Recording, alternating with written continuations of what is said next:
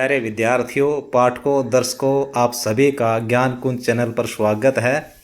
आज हम विस्तार से अलंकार अध्ययन करेंगे। तो आइए अलंकार विवेचना शुरू करते हैं अलंकार शब्द के अर्थ से। अलंकार शब्द अलम जमाकार दो शब्दों के योग से बना है। अलम का अर्थ होता है भूषण और कार का करना या कार्य, अर्थात भूषण करना, सौंदर्य साधनों द्वारा सुंदरता बढ़ाना। इस प्रकार हम कह सकते हैं कि वे साधन जो सुंदरता को बढ़ाते हैं अलंकार कहलाते हैं। जिस प्रकार मनुष्य अपनी सुंदरता बढ़ाने के लिए विभिन्न प्रकार के आभूषणों का प्रयोग करता है, उसी प्रकार कविता कामिनी की सुंदरता बढ़ाने के लिए कवि कुछ ऐसे तत्वों का प्रयोग करता है जो कविता की सुंदरता बढ़ा देते हैं। कविता की सुंदरता बढ़ाने वाले ये तत्व ही अलंकार कहलाते हैं। जैसे कनक कनकते सौगुनी मादकता अधिकाय, पंक्ति में कनक कनक शब्द की पुनरावृत्ति ने लय उत्पन्न कर दी है। पंक्ति सुंदर लग रही है। यहाँ कनक सोना, कनक धतूरे अर्थ में प्रयोग हुआ है। यदि कनक की जगह सोना और धतूरा शब्द प्रयोग कर दिया जाए तो पंक्ति का सौंदर्य ही समाप्त हो जाता है। यही सौंदर्य कविता में अलंकार कहलाता है। आइए अब करते हैं अलंकार के भेद। अलंकार के 3 भेद माने गए हैं: शब्द अलंकार, अर्थ अलंकार, उभय अलंकार। शब्द अलंकार, शब्द अलंकार में शब्दों का चमत्कार रहता है, अर्थात कविता के अंदर जहाँ शब्द का चमत्कार हो वहाँ पर शब्द अलंकार होता है। एक उदाहरण देखिए। रहीमन पानी राखिए बिन पानी सब सून, पानी गए न उभरे मोती मानस चून। यहाँ मोती मानुष चून के अर्थ को स्पष्ट करने के लिए कवि ने पानी शब्द का प्रयोग किया है।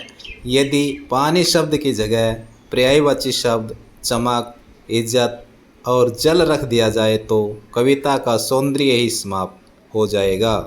शब्द अलंकार में हमारा पहला अलंकार है अनुप्रास अलंकार। जहाँ एक वर्ण बार बार आए वहाँ अनुप्रास अलंकार होता है। यहाँ समझना अनिवार्य है कि वर्ण क, द, द, छ आदि होते हैं और शब्द वर्णों के मेल से बनते हैं। जैसे क जमा न जमा क, कनक एक शब्द है। अतः ध्यान रखना चाहिए कि अनुप्रास अलंकार में वर्ण की आवृत्ति होती है, न कि शब्द की। अब आइए अनुप्रास अलंकार को उदाहरण के साथ समझते हैं। चारों चंद्र की चंचल किरणें खेल रही नभ जल थल में। देखिए यहाँ पे जो ऊपर 2 पंक्तियाँ हैं इनके अंदर च की आवृत्ति के कारण चमत्कार उत्पन्न हो गया है। च बार बार आने के कारण चारों चंद्र की चंचल च च च खेल रही नभ जल थल में। एक लय, लय की भी आवृत्ति 3 बार हो रही है तो कविता का सौंदर्य निखर के बाहर आ रहा है। ये सौंदर्य ही चमत्कार है। इसलिए हम कह सकते हैं कि इन पंक्तियों में अनुप्रास अलंकार है। यमक अलंकार। यमक अलंकार की पहचान है जहाँ एक शब्द या शब्द समूह बार बार आए और हर बार अपना अलग अर्थ दे, वहाँ यमक अलंकार होता है। अर्थात कविता में यह शब्द जितनी बार भी प्रयोग होगा उतनी ही बार अपना अलग अलग अर्थ प्रदान करेगा। एक उदाहरण के माध्यम से इसे समझते हैं। कनक कनकते सौगुनी मादकता अधिकाय, वह खाए बोराए नर, यह पाए बोराए नर। इन पंक्तियों में बताया गया है कि कनक सोना अर्थात धन, कनक धतूरा, सोने अर्थात धन में धतूरे से अधिक नशा होता है, अर्थात 100 गुना अधिक नशा होता है। वह खाए बोराए नर, वह का मतलब यहाँ धतूरा है। धतूरे को खाने से आदमी पागल होता है। यह पाए बोराए नर, जबकि धन को तो प्राप्त करते ही आदमी पागल हो जाता है। यहाँ कनक 2 बार प्रयोग हुआ लेकिन हर बार उसका अर्थ अलग है। एक कनक धन अर्थात सोना, दूसरे कनक का अर्थ है धतूरा अर्थात कोई नशीला पदार्थ। तो यहाँ पे एक शब्द 2 बार आया, हर बार उसने अलग अर्थ दिया, इसलिए यहाँ पे यमक अलंकार है। अब श्लेष अलंकार का अध्ययन करते हैं। पहले पहचान देखते हैं श्लेष अलंकार की। जहाँ एक शब्द विभिन्न पदार्थों के सापेक्ष रहकर हर बार अपना अलग अर्थ दे, वहाँ पर श्लेष अलंकार होता है। इस अलंकार में बार बार प्रयोग होने वाला शब्द दूसरे पदार्थों के साथ जुड़कर हर बार अपना अलग अलग अर्थ प्रदान करता है। एक उदाहरण देखिए। रहीमन पानी राखिए, बिन पानी सब सून, पानी गए न उभरे, मोती मानुष चून। इन पंक्तियों में बताया गया है कि पानी राखिए, महत्व को बनाए रखिए। बिन पानी सब सून, बिना पानी के इस संसार में सब सुनना है। पानी गए न उभरे, जिसका पानी मर गया, जिसका महत्व समाप्त हो गया, वो दोबारा उभरता नहीं है। मोती मानुष चून, मोती मनुष्य और चूना, मोती का महत्व उसकी चमक से है, तो यहाँ पानी का अर्थ मोती के संबंध में चमक, मानुष के संबंध में पानी का अर्थ है इज्जत, चूने के संबंध में पानी का अर्थ है सफ़ेदी, अर्थात चमक, इज्जत, सफ़ेदी। ये तीनों चीज़, इन तीनों वस्तुओं की यदि खत्म हो जाती है तो इनका कोई भी महत्व नहीं रहता है। तो इन पंक्तियों में पानी शब्द अनेक बार आया और हर बार उसने अपना अलग अलग अर्थ प्रदान किया, इसलिए यहाँ पे श्लेष अलंकार है। आइए अब हम अर्थ अलंकार को समझते हैं। अर्थ अलंकार में अर्थ चमत्कार रहता है। शब्द का पर्यायवाची शब्द रख देने पर भी काव्य में अर्थ चमत्कार बना रहता है। अर्थ अलंकार के अंतर्गत पहला अलंकार है उपमा अलंकार। लक्षण: जहाँ एक वस्तु को दूसरी वस्तु के बराबर बताया जाए वहाँ उपमा अलंकार होता है। अर्थात जहाँ उपमेय प्रस्तुत वस्तु जिसकी तुलना की जाती है को उपमान अप्रस्तुत वस्तु जिसके साथ तुलना की जाती है के बराबर बताया जाए, वहाँ उपमा अलंकार होता है। प्रस्तुत वस्तु उपमेय कहलाती है जिसकी तुलना अप्रस्तुत वस्तु उपमान से की जाती है। इसके 4 अंग होते हैं। उपमेय जिसकी तुलना की जाती है, उपमान जिससे तुलना की जाती है, वाचक शब्द उपमेय और उपमान में समानता प्रकट करने वाला, समान धर्म, गुण से हमारा तात्पर्य उपमेय और उपमान के बीच समानता से है जो दोनों को एक जैसा दर्शाती है। और अच्छे ढंग से समझने के लिए एक उदाहरण देखते हैं। मोम सा तन जल चुका अब।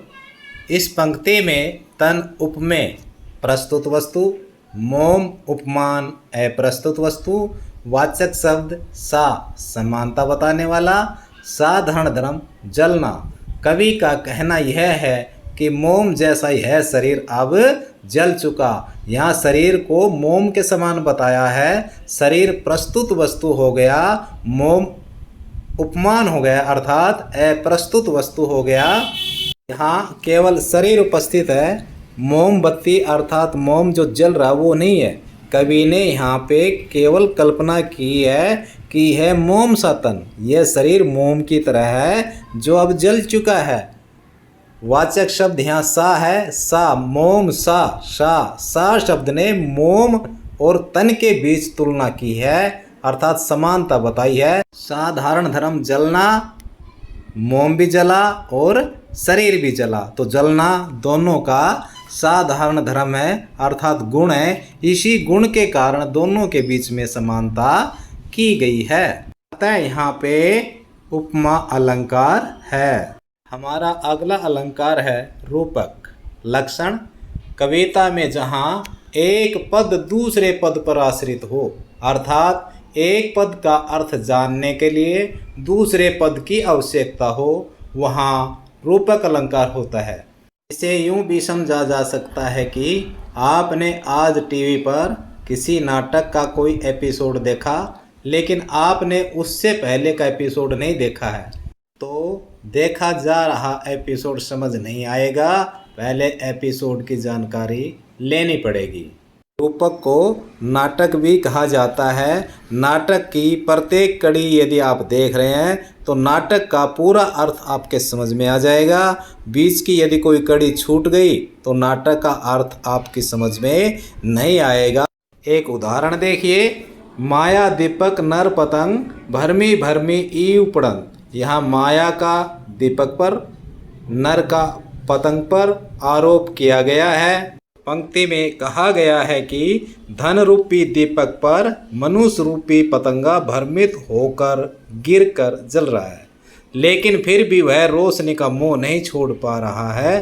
अगर पंक्ति में से माया, दीपक, नर, पतंग शब्दों में से कोई भी शब्द हटा दे तो पंक्ति अर्थहीन हो जाएगी। अर्थात कवि जो बात कहना चाहता है उस बात का अर्थ हम नहीं समझ पाएंगे।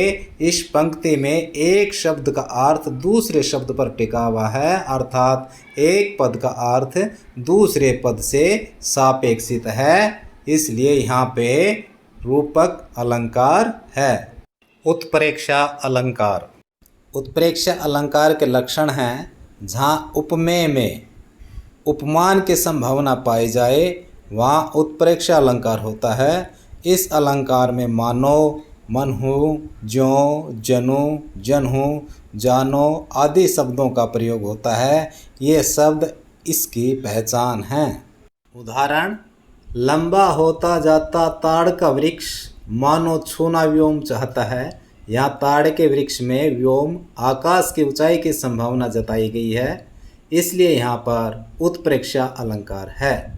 मानवीकरण अलंकार, जहाँ निर्जीव को सजीव के रूप में वर्णित किया जाए वहाँ मानवीकरण अलंकार होता है। उदाहरण के द्वारा इसे और अधिक समझने का प्रयास करते हैं। दिवस अवसान का समय, मेघ में आसमान से उतर रही है, वह संध्या सुंदर परी सी धीरे धीरे। यहाँ सूर्यास्त के समय संध्या को परी के समान आसमान से उतरते हुए चित्रित किया है, अतः यहाँ मानवीकरण अलंकार है। क्योंकि यहाँ कवि ने निर्जीव संध्या को सजीव की तरह उतरते हुए दिखाया है, अर्थात उस पर सजीवों द्वारा की जाने वाली क्रिया का आरोप किया है, जिससे निर्जीव संध्या भी सजीव प्रतीत होती है।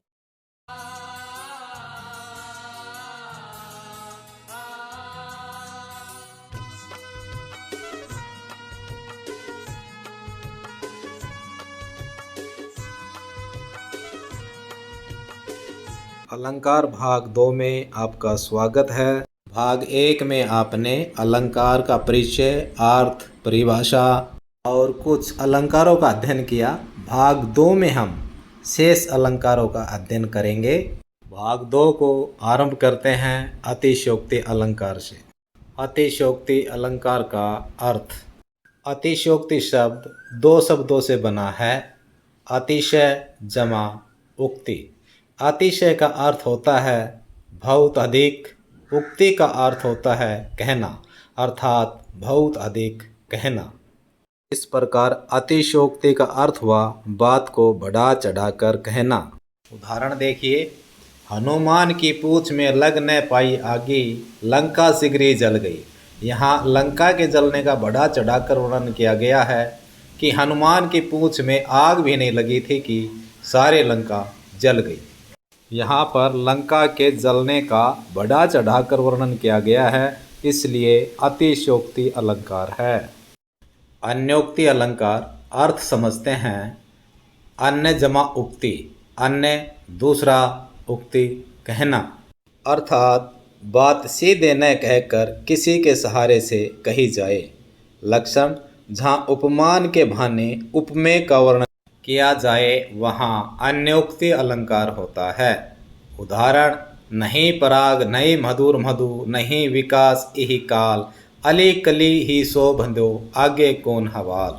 उपमेय और उपमान का अध्ययन आप कर चुके हैं। उपमेय का अर्थ होता है जो वस्तु हमारे सामने है। उपमान का अर्थ होता है जो वस्तु हमारे सामने नहीं है। इन पंक्तियों में उपमान के सहारे उपमेय को कुछ कहा जा रहा है। राजा जयसिंह नई नवेली अवैश्य दुल्हन लेकर आते हैं। उसके मुंह में राज काज तक का कार्य छोड़ देते हैं। कई दिनों बाद राजा जयसिंह दरबार में आते हैं। तब उनके दरबारी कवि रससिद्ध बिहारी ने उपरोक्त पंक्तियां सुनाई। इन पंक्तियों में राजा जयसिंह को भंवरे उपमान के माध्यम से अवैश्य कली रूपी दुल्हन के मोह को छोड़कर संभलने के लिए कहा गया है। नहीं पराग नहीं मधुर मधु नहीं विकास इहीं काल, न इसमें मकरंद है न मधुर मधु है अर्थात न मिठास है, नहीं विकास काल और न ही इसका अभी तक विकास हुआ है। अली कली ही सो बंधो हे भंवरे, इस कली से तू अभी बंध गया, आगे कौन हवा, तो तेरा आगे कौन मालिक होगा। अर्थात जब यह यौवन अवस्था प्राप्त करेगी उस समय तेरा क्या होगा, अर्थात संभल जाओ अभी समय है। कवि ने भोरे और कली उपमान के माध्यम से उपमेय राजा जयसिंह को चेताया है। अतः यहाँ पर अन्योक्ति अलंकार है। अब हनूती अलंकार। अब हनूती का अर्थ छिपाना या निषेध करना। काव्य में जहाँ उपमेय को निषेध कर उपमान का आरोप किया जाता है वहाँ अब हनूती अलंकार होता है। उदाहरण द्वारा समझते हैं। यह चेहरा नहीं गुलाब का ताज़ा फूल है। यहाँ उपमेय चेहरे को निषेध कर दिया गया, उसकी जगह गुलाब उपमान अप्रस्तुत वस्तु का वर्णन कर दिया गया।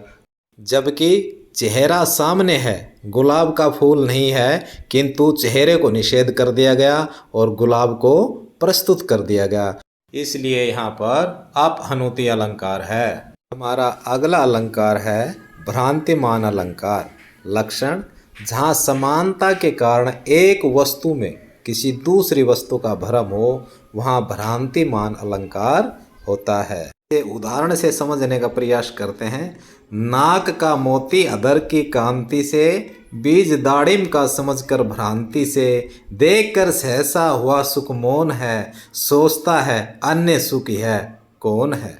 नायिका ने अपनी नाक में मोती पहन रखा है जो होठों की लाली से लालिमा युक्त हो गया है और नायिका के सफ़ेद दांत अनार के दानों का आभास दे रहे हैं, जिनको देखकर अचानक तोता मौन हो जाता है, चुप हो जाता है। उसे नायिका की नाक में तोते का आभास होता है और नायिका की दंत पंक्ति में अनार के दानों का। तोता चुप होकर यह सोच रहा है कि यह दूसरा तोता कौन है। नाक में तोते का, दंत पंक्ति में अनार के दानों का भ्रम होने के कारण यहाँ पर भ्रांतिमान अलंकार है। संदेह अलंकार।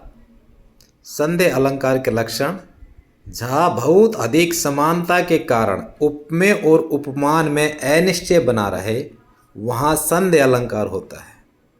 उदाहरण: सारी बीच नारी है या नारी बीच सारी है, कि सारी की नारी है कि नारी की ही सारी है। इन पंक्तियों में उस समय के दृश्य का वर्णन किया गया है जब दुशासन द्रौपदी का चीरहरण करता है।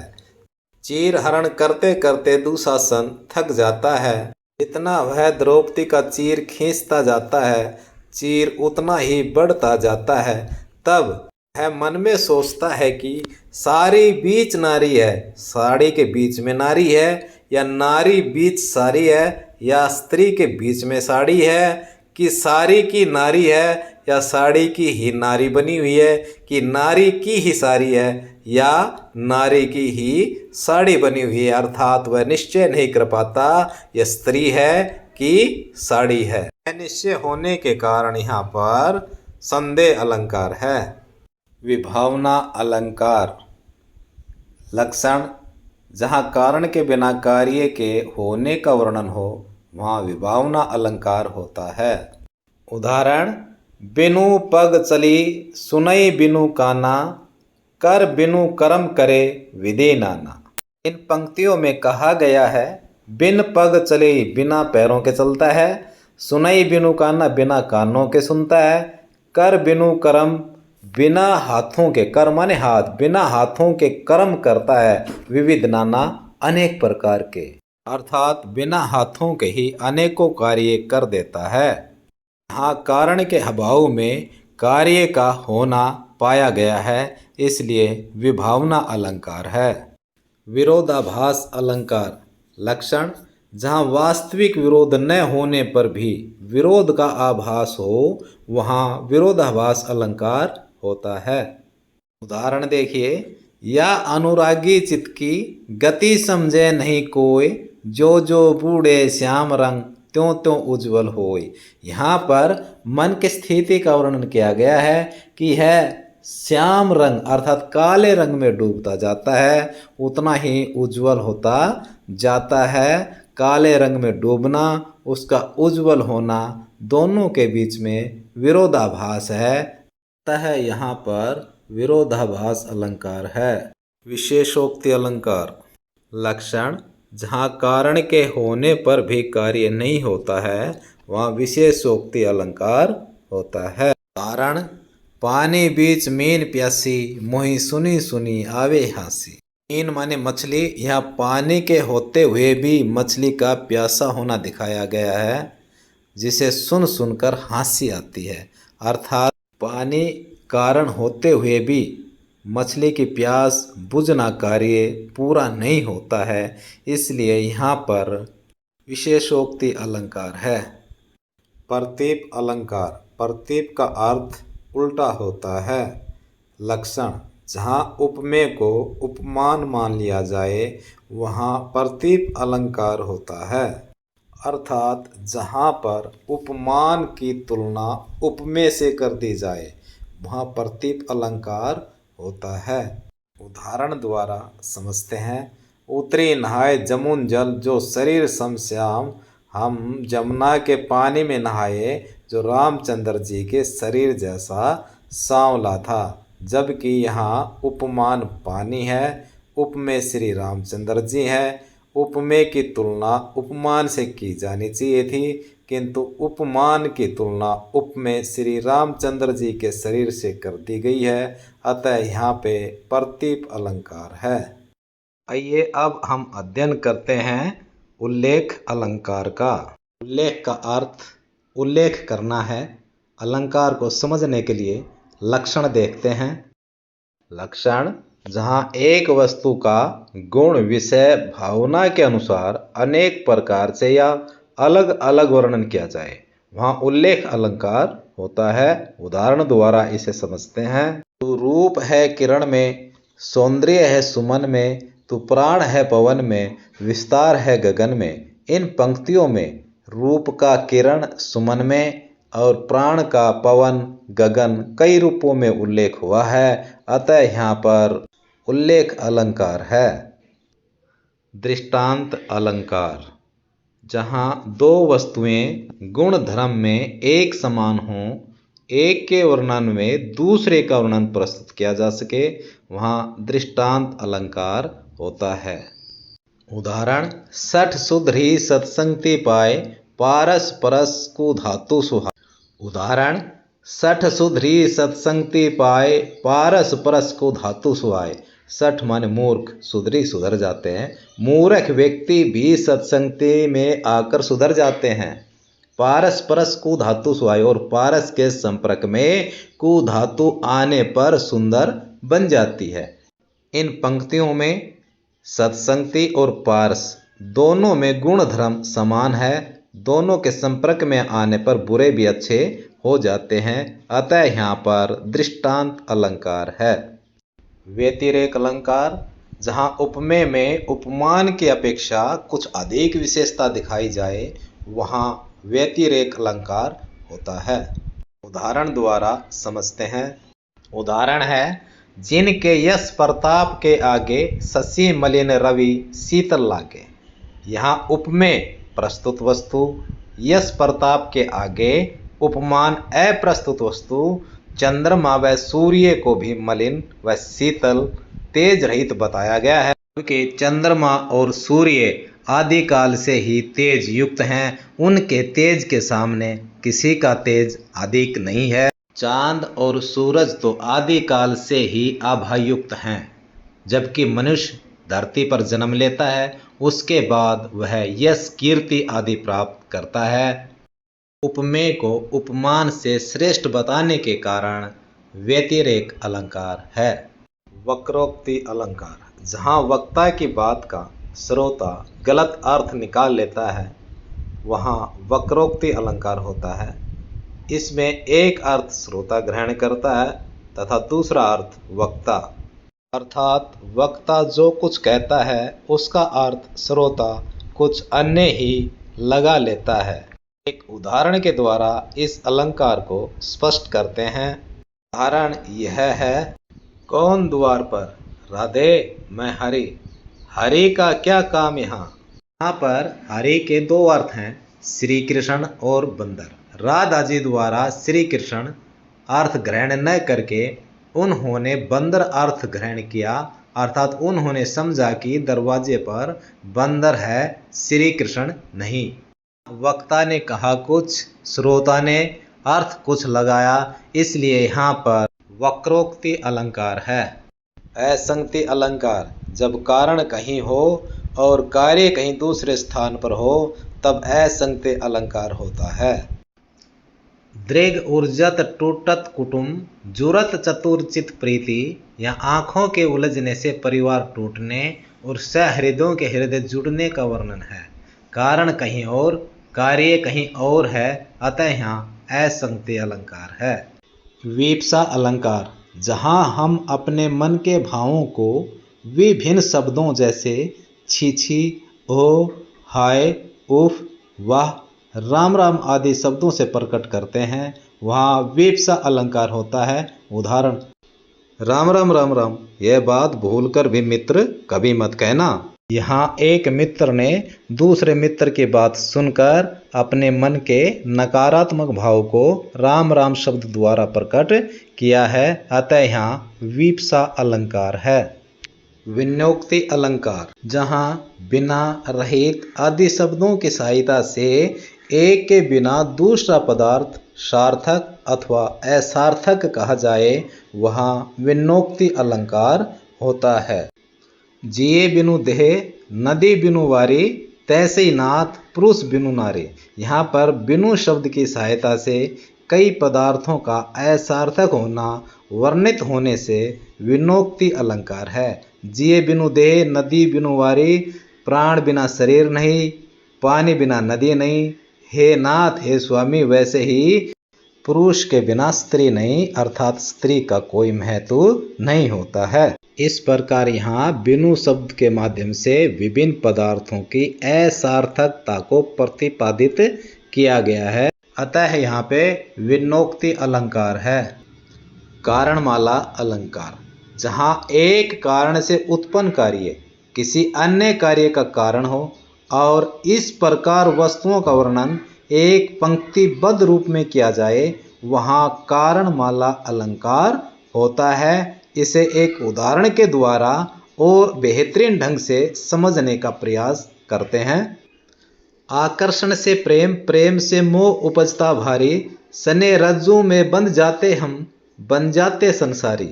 यहाँ आकर्षण से प्रेम, प्रेम से मोह, मोह से सने रस्सी, सने रस्सी से व्यक्ति का संसारी रूप बनना वर्णित हुआ है, अतः यहाँ एक कारण से अनेक कार्य होने के कारण कारणमाला अलंकार है। स्मरण अलंकार, लक्षण, जहाँ किसी वस्तु, भाव आदि को देखकर, महसूस करके पुरानी याद ताजा हो जाए, वहाँ स्मरण अलंकार होता है। उदाहरण देखिए, छू देती है मृदु पवन जो पास आ गात मेरा, तो हो आती है परम सुधी, हैं श्याम प्यारे करो। पंक्तियों में राधा कहती है कि ठंडी हवा मुझे छूती है, तब ऐसा लगता है कि श्री कृष्ण ने अपने हाथों से मुझे छू लिया है, उनके छूने की मीठी याद ताज़ा हो आती है। ठंडी हवा के चलने से राधा को श्री कृष्ण के मीठे स्पर्श की याद आ जाती है, अतः यहाँ पर स्मरण अलंकार है। अंतर्न्यास अलंकार, जहाँ सामान्य बात को विशेष बात से तथा विशेष बात को सामान्य बात से समर्थन दिया जाए, वहाँ अर्थ अंतर्न्यास अलंकार होता है। तो रहीम उत्तम प्रकृति का करी सकत कुसंग, चंदन विश्व व्यापत नहीं लिपटे रहत भुजंग।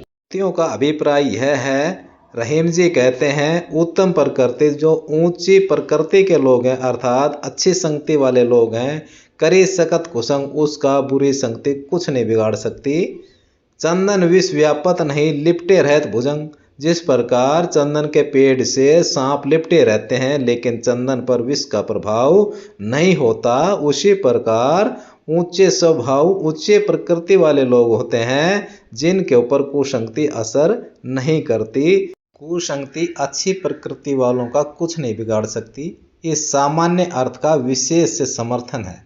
सर्प लिपटे रहते हैं पर चंदन में विष व्याप्त नहीं होता है। कुसंगति का अच्छी संगति पर असर नहीं होता, यह बात बिल्कुल सामान्य है। तो कवि ने सर्प लिपटे चंदन के माध्यम से बात को विशेष समर्थन दे दिया है। अतः यहाँ पर अर्थांतरन्यास अलंकार है। उभय अलंकार लक्षण।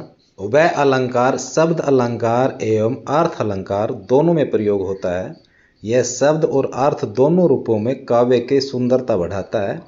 श्लेष अलंकार में अर्थ और शब्द दोनों चमत्कार हैं।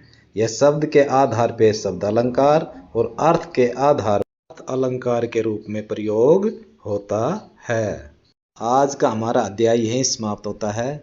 अगले अध्याय में फिर आपसे मिलेंगे।